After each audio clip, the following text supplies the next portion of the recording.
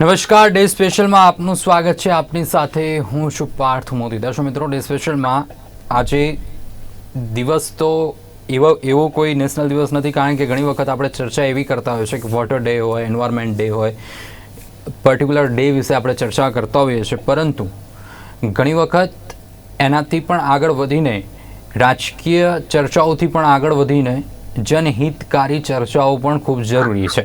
અને એમાં ખાસ કરીને જ્યારે ઋતુચક્ર બદલાય અને એ ઋતુચક્ર જે તે ઋતુનું જે પ્રભુત્વ વધી જતું હોય છે ને, એને લઈને જે સમસ્યાઓ જનહિત ઉપર પડતી હોય છે, એટલે એના માટે ચર્ચા કરવી ખૂબ જરૂરી છે. અને ખાસ કરીને ઉનાળાની શરૂઆત થઈ ચૂકી છે. ઉનાળાનો અહેસાસ તમામ લોકો કરી રહ્યા છે. સૌરાષ્ટ્રભરની અંદર હીટવેવની આગાહી, યલો એલર્ટ હવામાન વિભાગ દ્વારા આપી દેવામાં આવે છે. બીજી વસ્તુ એ છે સૌથી મહત્ત્વની, કે ગરમી વધતાની સાથે જ લૂ લાગવી, ઝાડા ઉલટીના કેસો, સ્વાઇન ફ્લૂના કેસો હોય કે મચ્છરજન્ય રોગચાળો હોય, આ તમામ વસ્તુઓમાં વધારો થઈ રહ્યો છે.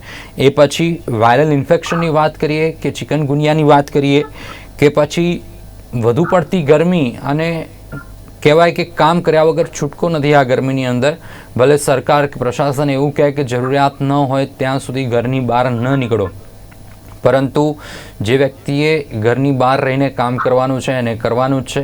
એ પછી તમામ લોકો આવી જાય છે, મધ્યમ વર્ગથી લઈને તમામ લોકો એની અંદર આવી જતા હોય છે. અને એ સમય ગરમી, અંગ દજાડતી ગરમીના કારણે રેસિસ પડવા, એટલે ચામડીઓ ઉપર ફોલ્લીઓ થવી, એવા રેસિસના કિસ્સાઓ પણ વધી ગયા છે.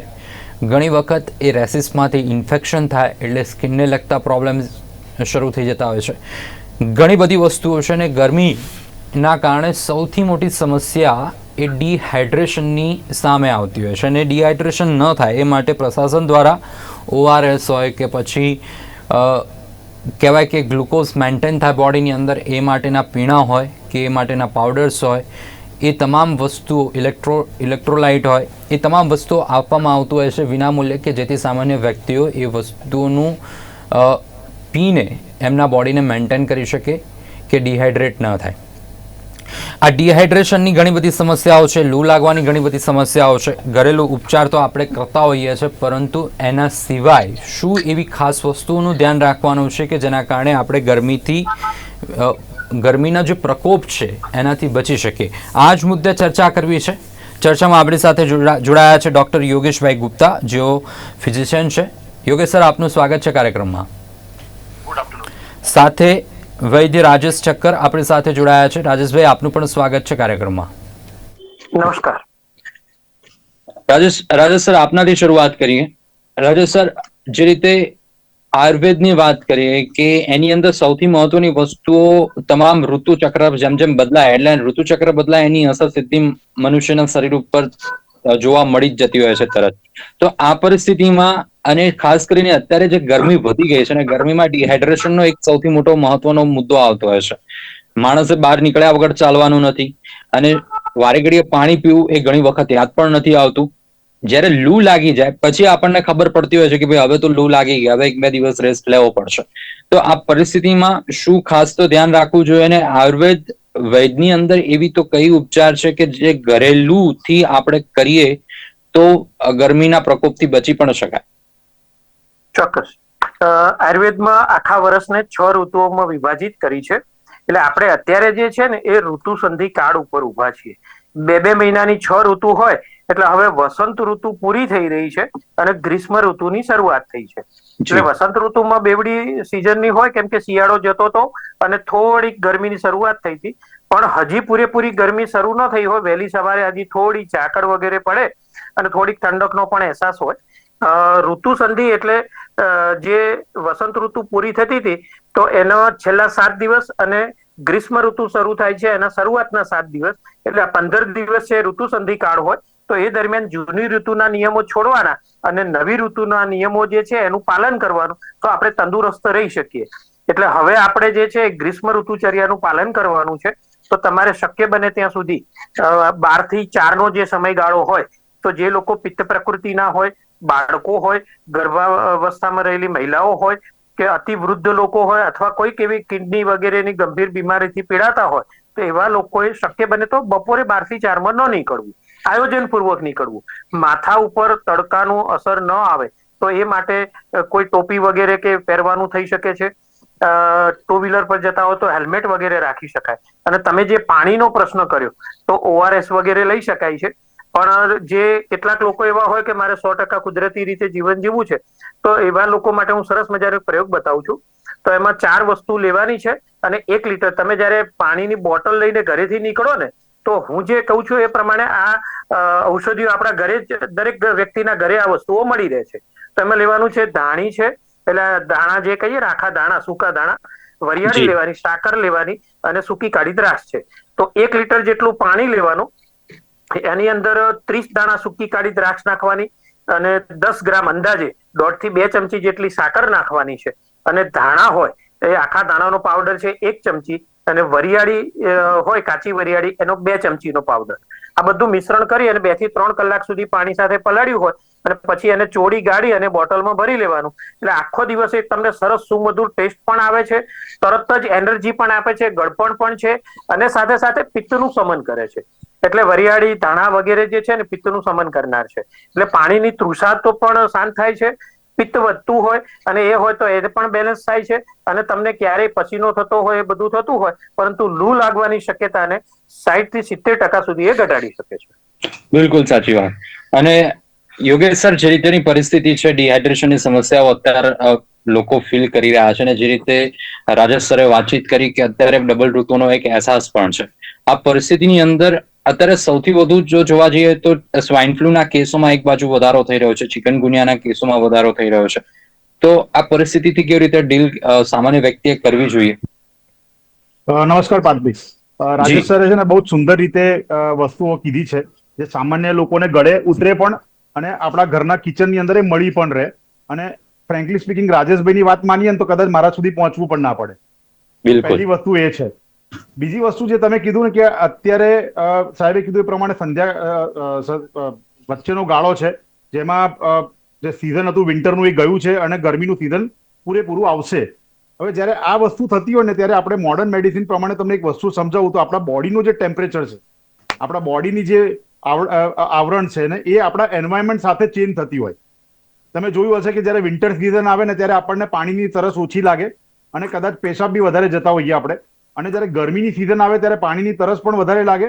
અને તમે જ્યારે પેશાબ કરવા જાઓ ત્યારે તમે કેટલું પાણી પીધું હોય, ઘણા બધા તો એવું કહેતા કે 3 લીટર 4 લીટર પીવું છું તોય યુરિન મારો એકદમ ઘાટો યલો આવે છે. તો આપણી બોડી એન્વાયરમેન્ટ પ્રમાણે ચેન્જ થતી હોય છે. આપણી બોડી જો એન્વાયરમેન્ટ પ્રમાણે ચેન્જ થતી હોય તો આપણે પણ એ એન્વાયરમેન્ટ પ્રમાણે ચેન્જ થવું જ રહ્યું, નહીતર પછી એ ઋતુની બીમારીઓ આપણને હેરાન પરેશાન કરે. પહેલી વસ્તુ. બીજી વસ્તુ જે તમે કીધું કોન્સ્ટન્ટલી જે કહો છો ડિહાઇડ્રેશન, ડિહાઇડ્રેશનનું ડેફિનેશન સમજાવવું છે ને, બહુ જ ઇઝી છે આપણા સામાન્ય પ્રજા માટે. અને એ ડેફિનેશન 3 લીટર 4 લીટર 5 લીટર પાણી પીવું એ ડેફિનેશન નથી કે પાણીની આટલી અછત હોય તો ડિહાઇડ્રેશન થાય, એવું નથી હોતું. પણ તમે જ્યારે પણ યુરિન કરવા જાઓ ત્યારે તમે જો એનું કલર જુઓ અને એ યલો કલર હોય તો તમને સમજી જવાનું કે તમે પાણી ઓછું પીધું છે ગયા 1-2 કલાકની અંદર.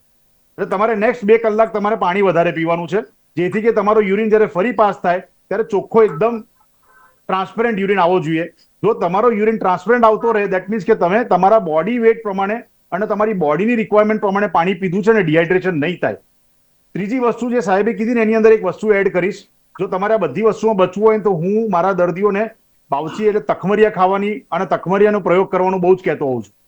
હું દરેકને એવું કહું કે તમારે બીજી બધી વસ્તુઓ ના કરવી હોય તો દિવસનું 1 લીટરનું પાણી 1 ચમચ તખમરિયા નાખીને જો 10 મિનિટ બોળી રાખો તો એ ફૂલી જાય અને તમારે એ પીતા રહેવાનું છે.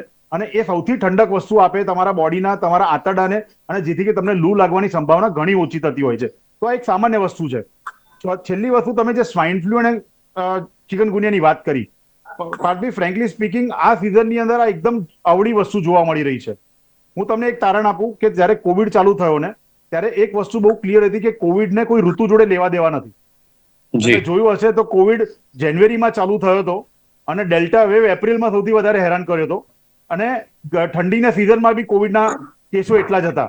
સો કોવિડને ઋતુ જોડે કોઈ લેવા દેવા નથી, પણ સ્વાઇન ફ્લુના કેસીસને ઋતુ જોડે ડેફિનેટલી લેવા દેવા છે. છેલ્લા 18 વર્ષનો એ ગાળો છે, જે 2006 થી ગણીએ ને તો અત્યાર સુધી ક્યારે પણ સિવિયર ગરમીની અંદર H1N1 જોવા નથી મળ્યા. એટલે મારું માનવું છે કે અઠવાડિયાની અંદર H1N1 ના કેસીસ સમી જશે, જેમ જેમ આપણું આ વાતાવરણ ગરમી તરફ વળતું જશે. સો ડેફિનેટલી સ્વાઇન ફ્લુ વધારે જોવા મળી રહ્યા છે. દર્દીઓને ખાલી એટલું જ કેવું કે જો તમને ખાંસી, શરદી, તાવ હોય તો તમારે બીજા કોઈને ના આપવું હોય આ વાયરસનું ઇન્ફેક્શન, બીજાને છોડો, કદાચ ઘરના લોકોને ના આપવું હોય તો બી તમે માસ્ક પહેરીને રાખો તો બહુ સારું. સો ગરમીની ઋતુ આપણા માટે બહુ જ એન્જોયિંગ ઋતુ હોવી જોઈએ મારા હિસાબે. બાળકોનું વેકેશન હોય, આપણે વેકેશનમાં ફરવા જવાની વાત ચાલતી હોય, છોકરાઓનું નવું સિઝન, નવું સ્ટાન્ડર્ડ ચાલુ થવાનું હોય, તો એ કેસની અંદર રાજેશભાઈની વાતોને ગળે ઉતારવાની જરૂર છે અને સિમ્પલ વસ્તુ પેશાબ પ્રમાણે પાણી લેતા રહેવાની જરૂર છે. બિલકુલ દર્શક મિત્રો, જે રીતે યોગેશ સરે જે મહત્વની એક ડેફિનેશન આપી, ઘણી વખત ડિહાઇડ્રેશન કે ભાઈ ડિહાઇડ્રેશન આ ટર્મિનોલોજી તો આપણે સાંભળી લીધી કે આપણે જોતા હોઈએ છીએ કે આપણને ખ્યાલ હોય, પણ એ માપવું કેવી રીતે એ ઘણી વખત કન્ફ્યુઝન હોય. જે રીતે યોગેશ સરે જે મહત્વની વાત કરી એ ખૂબ જ, અને એનું ધ્યાન તમામ લોકો રાખશે તો ડિહાઇડ્રેશન થવાની શક્યતાઓ ઘટી જશે. રાજેશ સર, જે રીતે યોગેશ સરે પણ ઘણી 2-3 વસ્તુ કહી, અને યોગેશ સરે મહત્વની વસ્તુ એ કહી કે આપનું કોઈ જો ઉપચાર કરે કે આપે જે રીતેની વાતચીત કરી છે એ જો કોઈ લોકો ફોલો કરશે તો ફિઝિશિયન સુધી જવાનો વારો જ નહીં આવે. પરંતુ ઘણી વખત ડિલિવરી બોયની વાત કરીએ કે ઘણા એવા વ્યવસાય છે કે જેમાં ગરમીમાં બહાર જ ફરવું પડતું હોય છે. ઝોમેટો લઈ લો કે આ તમામ જે ડિલિવરી કરતા હોય છે, ફૂડ પેકેજિંગ કે આ તમામ વસ્તુ, એ લોકો માટે ઘણી વસ્તુ અશક્ય હોય, મતલબ શક્ય હોય પરંતુ કામના કારણે એ પહોંચી નથી વળી શકતા હોતા.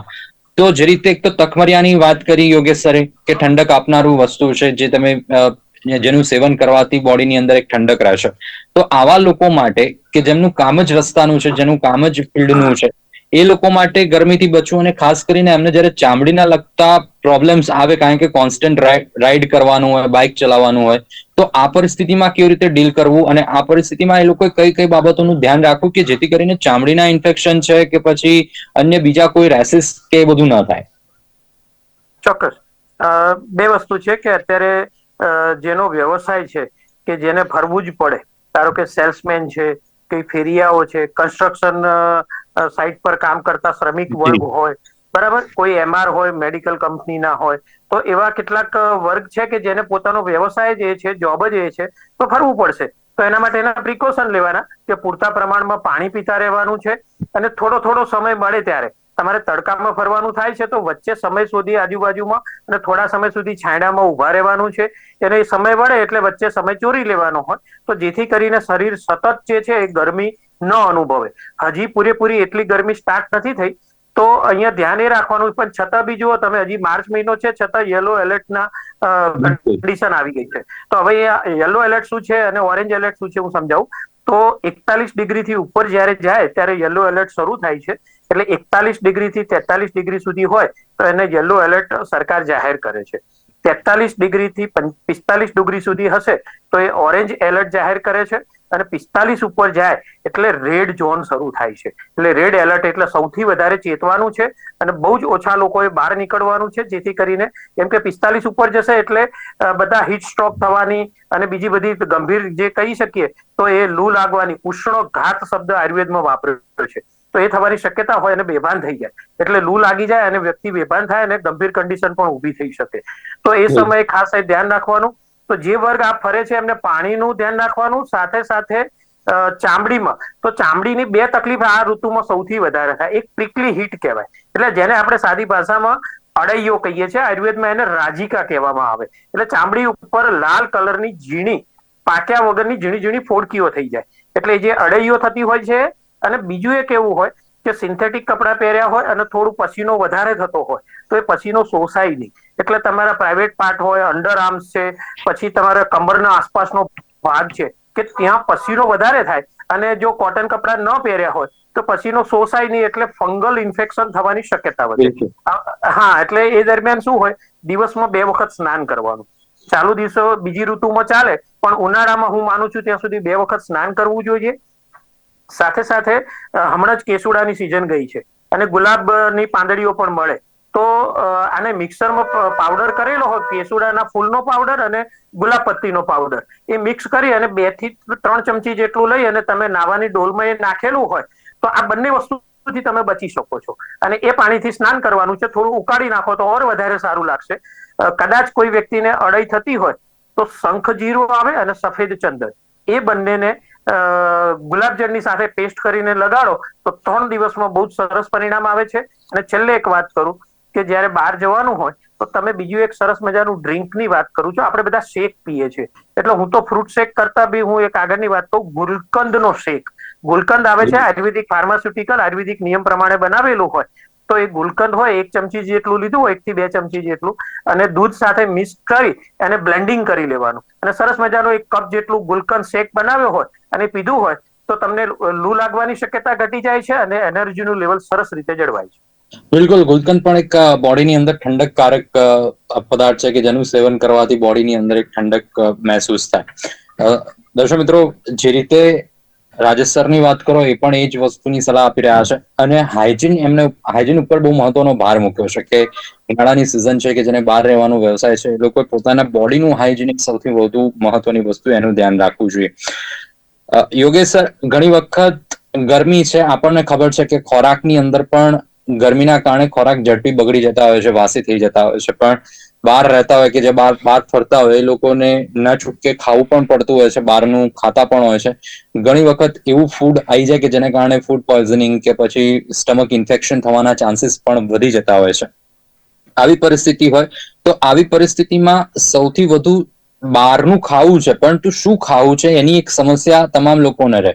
કારણ કે આપણી બાજુ જે આજુબાજુમાં જે જંક ફૂડ રહેલું છે એ જંક ફૂડ એવું છે કે જે ઉનાળામાં પ્રિઝર્વ નહીં કરેલું હોય તો બગડી જશે. તો એવી કઈ વસ્તુ આરોગવી જોઈએ કે સ્ટેમિના બી મળે, એના કારણે ઇન્ફેક્શનના ચાન્સીસ પણ ના રહે? તો શું કરવું જોઈએ એ લોકોએ કે જેનો વ્યવસાય જ બહારનો છે, ફિલ્ડ વર્ક છે? તમારો છે ને સવાલ બહુ જ મહત્વનો અને ઉત્તમ સવાલ છે. હું 6 વસ્તુના નામ લઉં અને આ 6 વસ્તુ જો દરેક 6 કે 7 વસ્તુ જે લોકો જો ગળા ઉતારી લે ને તો પ્રોબ્લેમ થવાના ચાન્સીસ ફૂડ પોઈઝનિંગના કોઈ પણ સિઝનમાં થવાના ચાન્સીસ ઓછા છે. સો પહેલી વસ્તુ તમે જુઓ ને તો બટર ને ચીઝ.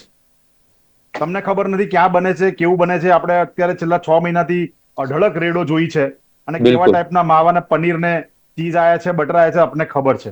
સો બટર અને ચીઝ. ત્રીજી વસ્તુ નામ લઉં બટાકા.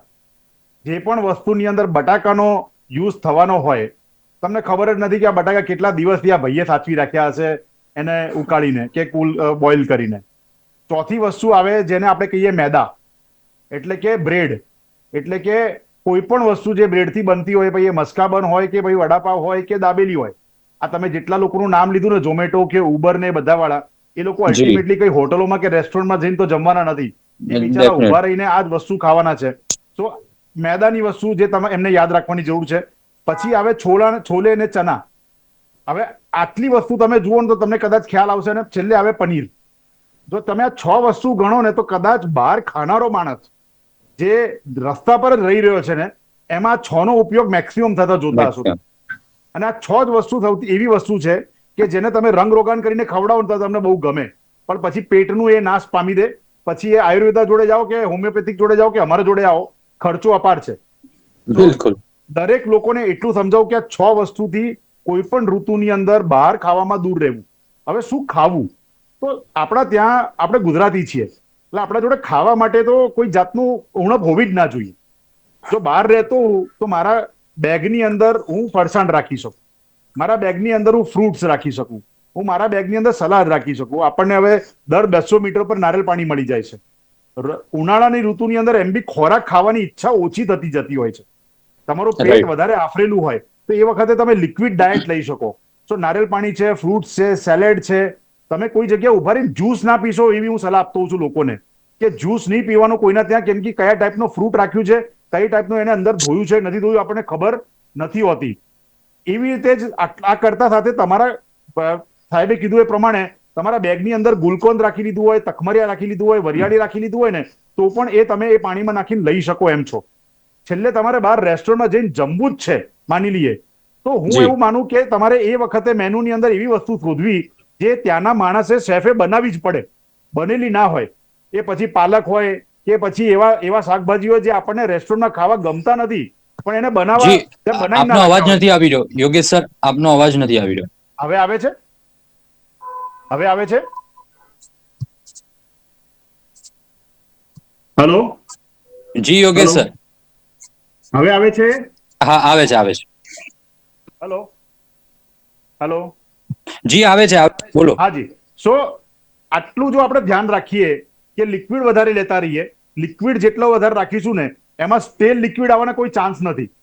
તમે કદાચ અમૂલ પર ઉભા રહીને છાશ બી લઈ લેશો ને, કદાચ જી. તમારે ઘરેથી છાશ ના લઈ જવી હોય, દિવસમાં 2-3 વખત છાશ બી લઈ લેશો ને તો તમારે કદાચ ભૂખનો અહેસાસ નહીં થાય. બાકી સાહેબે આપણને બધી જ વસ્તુઓ કીધી છે, ગુલકંદ, તકમરિયા, પછી વરિયાળી, આ બધી જ વસ્તુ પ્લસ પાણી બનાવી દો ઘરે સવારે 1 લીટરનું, જે સાહેબે કીધું એ પ્રમાણે, બરોબર, તો બી તમારે આખા દિવસમાં બહાર ખોરાક લેવાની જરૂર નહીં પડે.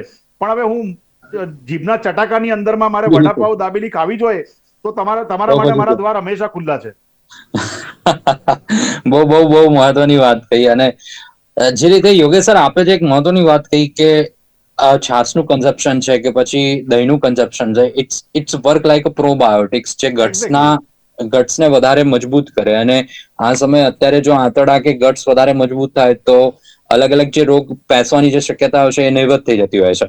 પરંતુ રાજેશ સર, ઘણી વખત આપણે એવી લોકોને એ તો ખબર છે કે ભાઈ ઠંડા પીણા પીવા કે ભાઈ ડિહાઇડ્રેટ ના થવું એટલે આપણે કંઈક ને કંઈક પીણા પીવા, પરંતુ લોકો એને મિસકન્સેપ્શન એવી રીતે લઈ લે છે, મિસઅન્ડરસ્ટેન્ડ એવી રીતે લઈ લે છે કે પછી ઠંડા પીણાના નામે સોફ્ટ ડ્રિંક્સ છે કે કોલ્ડ ડ્રિંક્સ છે કે એ વધારે પીવે, કે પછી કે જે કાર્બોનેટેડ જે સોડાઓ છે એ વધારે પીવે, કે એ ઉલટાનું વધારે એમને હેરાન કરે આવનારા દિવસોમાં.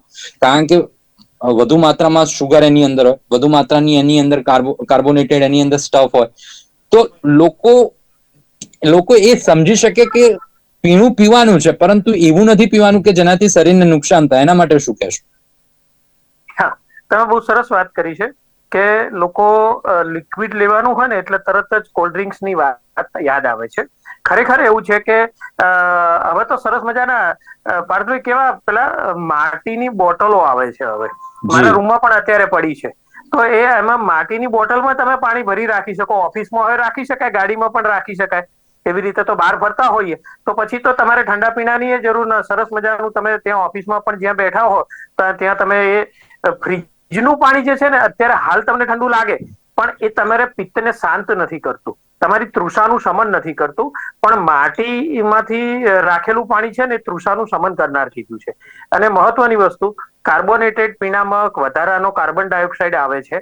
એ આપણે જે ઉચ્છ્વાસમાં બહાર કાઢીએ છીએ એમાં પ્રેશર કરીને ભરેલો હોય છે, એટલે બહુ વારંવાર પીવું એ નુકસાન કરે છે. અને બીજું, એ હલકો હોવાના કારણે એ હંમેશા ઉપરના માર્ગેથી બહાર આવે. હવે ઉપરના માર્ગેથી બહાર આવવાનું તો આપણે અન્નનળી જઠરની વચ્ચેનો એક વાલ હોય છે, એ વાલ ખરાબ થવાની શક્યતા વધારે હોય. જે લોકો વધારે પડતું સોડા પીતા હોય અને એ હોય ને તો એમને આ તકલીફ થવાની શક્યતા રહે. ક્યારેક પીવો તો વાંધો નહીં, પણ મારી દ્રષ્ટિએ એ લાંબા ગાળે તમને નુકસાન કરે, કેમ કે એ વાલને દબાવીને એ ઉપરનો વાયુ ઉપરથી બહાર નીકળે છે. એટલે આ તમારા અન્નનળીના વાલને ખરાબ કરી શકે લાંબા ગાળે. અત્યારે એટલા બરસ કુદરતે આપણે કેવા સરસ ફ્રૂટ આપ્યા છે. અત્યારે જો એકદમ રસથી ભરેલી શકરટેટી છે, તરબૂચ છે, મોસંબી છે, નાળિયેર પાણી છે, કેટલું સરસ બધાના પીણા આવે છે. બધાનો ટેસ્ટ અલગ અલગ છે. તેને જે પ્રકારનો સ્વાદ ભાવતો પોતાને ગમતું હોય એવું સરસ તમે એ શકરટેટીને તમે ઘરમાં બનાવી અને જ્યુસ બનાવીને તમે જાતે લઈ શકો. તરબૂચનો પણ તમે શરબત બનાવીને લઈ શકો છો. દ્રાક્ષ આવે છે, દ્રાક્ષનું પણ તમે લઈ શકો, દાડમનું શરબત લઈ શકો છો. કેટલી બધી વેરાયટી, ખાટું મીઠું જોઈએ, વધારે ગળ્યું જોઈએ છે, તો એ બધા પ્રકારનું તમે લઈ શકો. બીજું, ભોજનમાં મારું કહેવું છે કે ઉનાળો આવે છે ને એટલે તમારું 40% લિક્વિડ ડાયટ હોવું જોઈએ. તમારું બપોર અને રાતનું જયારે ભોજન હોય ને તો દાળ છે, છાશ છે, દૂધ છે, એ બધું જે આપણે ખોરાક આપણે લેતા હોઈએ તો એ બધી વસ્તુની અંદર તમારું ટોટલ ભોજન હોય ને એમાં 60% સોલિડ ફૂડ અને 40% તમારું લિક્વિડ ફૂડ હોવું જોઈએ, જેથી કરીને તમારા શરીરનું પાણીનો ભાગ જે છે ને એ મેન્ટેન થતો રહે છે. આટલી વસ્તુ છે. અને ખાસ કરીને બીજું એક કે ફંગલ ઇન્ફેક્શન થવાની શક્યતાની મેં વાત કરી હતી કે આ દરમિયાન કેવું હોય કે પરસેવો વધારે થતો હોય ને તો જે મેં સાઈડ કીધી હતી એવી રીતે, તો અંડર આર્મ્સ છે, કમરનો ભાગ છે, પ્રાઇવેટ પાર્ટની આજુબાજુનો ભાગ, તો પસીનો થાય ને સુકાય નહીં તો ત્યાં ફંગલ ઇન્ફેક્શન થઈ અને ધાધર વગેરે થવાની શક્યતા વધારે હોય. તો આમાં એવું કરવાનું છે કે 2 વાર સ્નાન તો કરવાનું, પણ એ દરમિયાન એવું હોય કે તમે તમારા શરીરને સૂકું કરી દેવાનું છે. તમે બહાર ફરીને આવો છો અને પસીનો થયો છે તો ખાલી રૂમમાં જઈ અને તમે ખાલી તમારા એ પસીનાને સૂકવી નાખો. જો પસીનો સુકાઈ જશે ને તો કોઈ પણ ફંગસને ત્યાં ગ્રોથ થવાનો ચાન્સ નથી રહેતો. ભીનું શરીર રહેતું હોય લાંબા ગાળા સુધી તો જ એમાં ફંગસ થઈ શકે. જો કોરું પડી જશે તો બધી ફંગસને મરી જવું પડે ત્યાં. એટલા માટે ખાસ કરીને એ કરવાનું છે કે શરીરને કોરું કરી દેવું, જેથી પણ તમે ચામડીના રોગોથી બચી શકો. બિલકુલ. યોગેશ સર 60 સેકન્ડ છે ઓનલી. મને ખાલી એક મેસેજ આપી દો કે લોકો એનું એ મેસેજ શું છે ગરમીથી બચવા માટેનો સૌથી મહત્વ. ગરમી તો આવવાની જ છે અને જેમ જેમ વર્ષો જશે ને એમ ગ્લોબલ વોર્મિંગમાં આ ગરમીનો વધારો થતો જ રહેવાનો છે. આપણે આયુર્વેદા જે આપણા વર્ષોથી વેદો કહેતા આવ્યા છે ને આપણા બાપ દાદાઓ જે કહેતા આવ્યા છે, પાણી વધારે રાખો, કિચનની અંદર સૌથી વધારે સારી દવાઓ અવેલેબલ છે એ દવાઓનો ઉપયોગ કરવાનું રાખો. અને છેલ્લી વસ્તુ, જો તમારે ગરમીમાં જવું જ પડે તો કપડાં એકદમ ઢીલા પહેરો, બને તો શરીર ઉપર માથે પર ટોપી રાખો, કાં તો તમે ભીનું રૂમાલ રાખો માથા ઉપર, પાણી પુષ્કળ પીતા રહો. અને છેલ્લે વસ્તુ 3 વસ્તુ બીજી જે સાહેબે કીધી એમાં ફંગસમાં એક વધારો કરીશ કે ઘરની અંદર કપૂરનું તેલ વસાવી લો. નાતા વેરી એની અંદર થોડુંક કપૂરનું તેલ 4-5 ટીપા નાખીને નહીં લેશો ને તો બોડી ઉપર એ એનું પોતાનું એન્ટીસેપ્ટિક રીતે કામ અને ઠંડક આપતું કામ કરતું રહેશે. અને છેલ્લી વસ્તુ, તમારે આપણા ફાર્મર્સને યાદ કરવાના છે જે ગરમીની અંદર જ કામ કરે છે પણ ત્યાં બેસીને એ રોટલી, ડુંગળી અને છાશ પીવે છે અને એમને ક્યારેય પણ લૂ નથી લાગતી. આટલું કરીશું તો મને નથી લાગતું કે આપણને તમારે એટલીસ્ટ મારા જોડે આવવાની જરૂર પડે. બિલકુલ, ડેફિનેટલી. દર્શક મિત્રો, ખૂબ મહત્વની વાત થઈ. યોગેશ સર અને રાજેશ સરે બંને મહત્વની ઉપચાર કહો, સલાહ કહો કે માર્ગદર્શન કહો, એ યોગેશ સર અને રાજેશ સરે બંને આપ્યું કે કેવી રીતે તમે ગરમીથી બચી શકો, પછી લૂ લાગવી, હિટસ્ટ્રોક થવા કે પછી હીટવેવ હવે આવનારા દિવસોમાં અત્યારે શરૂ થશે, ધીમે ધીમે હીટવેવની આગાહીઓ પણ હવામાન વિભાગ આપશે.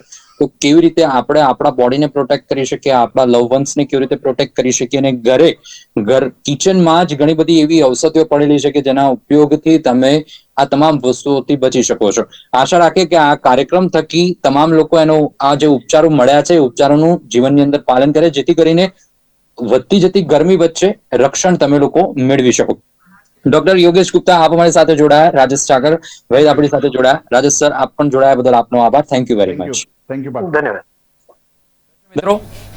ડે સ્પેશિયલની આજની મહત્વની રજૂઆતમાં આજે બસ આટલું જ. ફરીથી મળીશું. નમસ્કાર.